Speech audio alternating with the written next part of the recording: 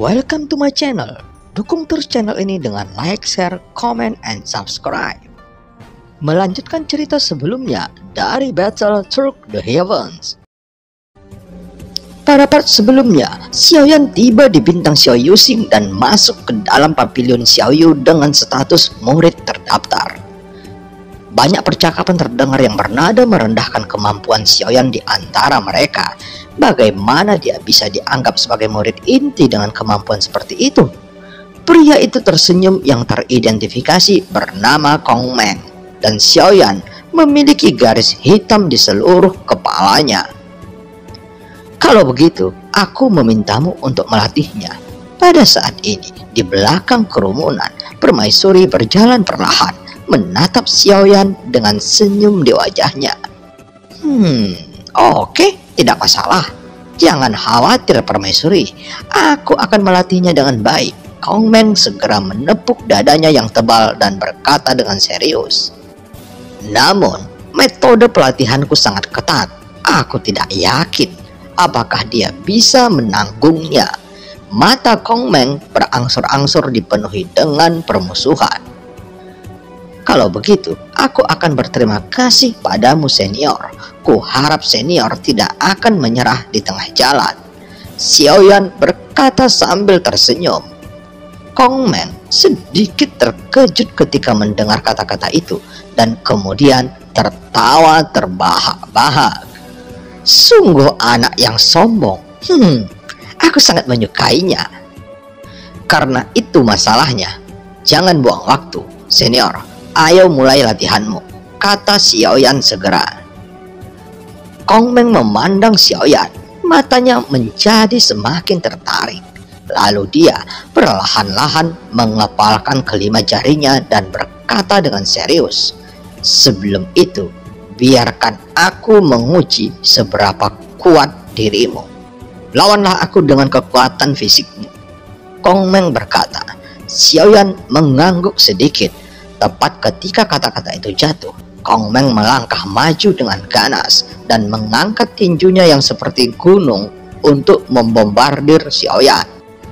Pada saat ini, semua orang mundur untuk menyaksikan pertarungan yang akan pecah antara keduanya dari sudut lain, dan mereka menatap Xiaoyan dengan penuh minat. Permaisuri, siapa dia? Seorang wanita dengan sosok genit bertanya dengan curiga.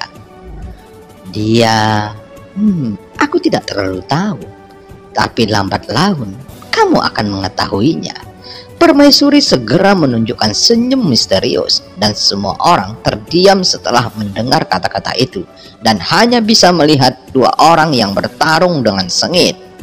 Melihat sosok keduanya terjalin, tinju mereka seperti angin dan dalam sekejap tinju jatuh seperti hujan. Tinju keduanya bentrok dengan gila-gilaan. Dan ekspresi wajah Kong Meng menjadi semakin bersemangat. Itu bisa mengimbangi kecepatan tinjuku. Lumayan. Hanya saja tinju itu masih memiliki kekurangan dalam kekuatannya, kata Kong Meng. Kemudian Kong Meng meninju Xiaoyan, lalu bertepuk tangan dan menatap Xiaoyan. Bakatnya masih bagus. Pelatihan hari ini selesai dan sudah waktunya makan malam. Kong Meng berhenti melawan Xiaoyan. Semua orang pun bubar satu demi satu. Dan pada waktu berikutnya, suara tinju yang teredam di luar pavilion Xiaoyu berlanjut. Tetapi ketika tiba waktunya untuk memasak, Kong Meng pasti tidak akan terlambat. Kong Meng, bagaimana kemampuan murid ini? Permaisuri bertanya kepada Kong Meng. Tidak buruk, ketekunan itu sulit, puji Kong Meng sambil tersenyum. Oh, itu bagus. Permaisuri tersenyum seperti bunga. Tentu saja, ini masih jauh lebih buruk dari. Beberapa hari kemudian, permaisuri melihat Kong Meng dan makanan di depannya, dan dia sepertinya tidak nafsu makan. Kong Meng, bagaimana latihannya? Tidak buruk, kata Kong Meng. Namun ekspresi wajahnya sedikit kaku. Kong Meng tidak akan mengatakan bahwa Xiaoyan telah menguasai triknya dalam waktu singkat. Jika dia tidak menggunakan kekuatan nyata, Kong Meng tidak akan bisa mendapatkan keuntungan apapun dari tangan Xiaoyan. Sepertinya aku harus menunjukkan kekuatanku yang sebenarnya untuk menghadapinya. Mata Kong Meng menjadi tegas saat dia berkata, dengan kekuatanku yang sebenarnya, aku bisa mengalahkannya. Kong Meng bergumam dengan suara rendah dan ekspresi malu di wajahnya. Apa katamu? Tanya permaisuri. Tidak apa-apa. Kong Meng terbatuk 2 kali dan wajahnya pucat. Ngomong-ngomong, orang ini benar-benar bekerja keras. Kong Meng tersenyum masam dengan ekspresi yang sepertinya akan menangis.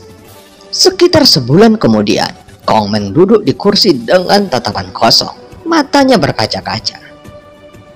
Ada apa, Kong Meng? Sepertinya kamu dalam keadaan buruk, dan kamu sepertinya telah kehilangan banyak berat badan. Permaisuri datang untuk menanyakan situasi pelatihan Kong Meng dan Xiaoyan lagi. Pada saat ini, mata Kong Meng berkeliaran, seolah-olah dia telah kehilangan jiwanya. Tidak apa-apa. Apakah kultivasinya tidak bagus? Kata permaisuri. Sangat bagus, sangat bagus. Kong Meng pergi dengan putus asa setelah selesai berbicara. Melihat Kong Meng yang pergi, kelinci awan es di lengan permaisuri berkata perlahan, "Permaisuri, mata kirinya biru dan dia terlihat seperti baru dipukuli." Setelah waktu yang tidak diketahui, Xiaoyan mencari Kong Meng di desa. "Yuan apakah kamu melihat senior Kong Meng?" Xiaoyan mencari-cari tetapi tidak menemukan Kong Meng. Sebaliknya, dia menemukan permaisuri yang terlihat santai. "Apakah dia tidak melatihmu?" Permaisuri bingung. Xiaoyan menggelengkan kepalanya. "Senior Kong Meng terlalu kuat. Di bawah latihannya, kekuatan fisikku menjadi jauh lebih kuat." Xiaoyan berkata dengan gembira, dan pembuluh darah guntur untuk menghancurkan kekosongan telah dibuka lagi. Sekarang telah mencapai 20 pembuluh darah guntur. "Permaisuri, ada yang tidak beres." Pada saat ini seseorang bergegas. "Apakah ada yang salah?" Permaisuri menoleh dan orang itu memegang sebuah catatan. "Kong Meng lari dari rumah." Permaisuri dan Xiaoyan menoleh pada saat yang sama ketika mereka mendengar kata-kata itu. Permaisuri mengambil catatan itu dan segera menutup mulutnya dan mulai tertawa. Sebuah kalimat pendek tertulis di dalam catatan itu. "Orang ini memiliki penyakit yang serius. Semua orang mengatakan bahwa cukup sudah, dia benar-benar melampauiku. Dan dia juga mengatakan bahwa jika dia tidak mengalahkanku dengan 1 pukulan, itu tidak akan dianggap sukses dalam kultivasinya. Dia menolak melepaskanku dan terus memukuliku tanpa berhenti. Aku jadi gila. Semuanya, aku tidak akan kembali sampai dia pergi. Tertanda Kong Meng." Xiaoyan juga mengambil catatan itu dan juga sedikit bingung. Senior Kong Meng terlalu sopan. Kita semua saling memperbaiki. Tidak, aku merasa auranya masih ada di pavilion Xiaoyu. Pada saat ini, Xiaoyan melepaskan kekuatan jiwanya dan permaisuri mengulurkan tangannya untuk berhenti. Tapi saat berikutnya, sosok Xiaoyan telah menghilang dan Kong Meng menjerit nyaring di tempat tersembunyi. "Aku tidak punya apa-apa lagi untuk diajarkan padamu. Kenapa kamu tidak memukulku dengan karung pasir saja? Jika ini terus berlanjut, hati dauku akan hancur berkeping-keping." Xiaoyan menarik Kong Meng keluar di udara dan mata semua orang tertuju pada pemandangan itu.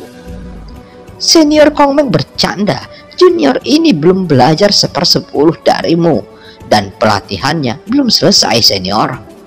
Kamu tidak boleh menyerah di tengah jalan." Suara Xiaoyan keluar dan Kong Meng hampir berteriak. Jeritan itu tidak ada habisnya, dan ketika semua orang mendekat untuk menonton, pemandangan itu sungguh mengejutkan. Tinju ke daging tanpa cacat, setiap pukulan mendarat di tubuh Kong Meng. Hidungnya memar dan wajahnya bengkak, tetapi Kong Meng tidak menggunakan kekuatan aslinya. Jika dia menggunakannya, dia mungkin akan kehilangan wajahnya sepenuhnya. Senior, apakah kamu merasa kekuatan di atas tinjuku masih ada cacatnya? Biarkan aku mengucapkan selamat tinggal. Kali ini Kong Meng benar-benar lari dari rumah, kehilangan muka dan patah hati. Kong Meng ini malu dan dia diintimidasi oleh anak ini. Pada saat ini, wanita dengan sosok yang sangat genit berkata perlahan dengan hanya beberapa kain kasa tipis di tubuhnya. Garis-garisnya terlihat sangat jelas. Mungkinkah ini legendanya?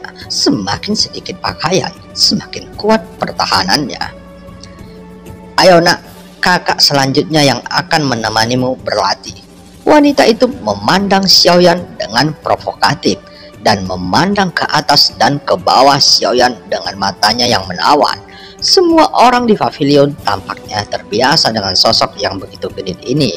Tapi jika orang lain yang melihatnya, maka bisa dipastikan akan terpesona. Itu menjulang dan skalanya pas, yang membuat orang pasti akan memikirkannya. Yuchan, perhatikan kontrolnya. Permaisuri dengan lembut mengelus kelinci awan es di lengannya dengan tangan gioknya. Jangan khawatir Permaisuri, anak ini cukup kuat. Aku akan merawatnya dengan baik. Wanita lembut dan cantik bernama Yuchan memandang Xiaoyan dan ada niat jahat di mata itu. Mari kita beralih posisi sebagai saudara senior. Ini terlalu bergejolak. Xiaoyan tersenyum kecut dan Yuchan tertawa seperti lonceng setelah mendengar ini. Dan film pun berakhir. Sampai ketemu di part selanjutnya. 还有何用？若是当年不与那人硬然定什么3年之约，恐怕也不会让这个家族信任失散。兄儿，你要走？一旦被他们锁定了位置，我们俩都会性命堪忧。所有的阴阵，只为了这一天，我已经等待了太久。今天若是你能够安然无恙地走下擂台，萧炎从此不再踏进迦南学院半步。他迟早会发现的。既然如此，就给他一个惊喜吧。今天我不会让你们两人彻底的闭上嘴。就算他还活着，你们之间也绝不可能。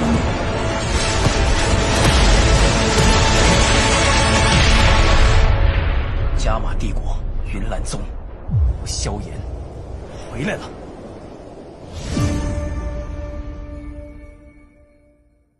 Mengapa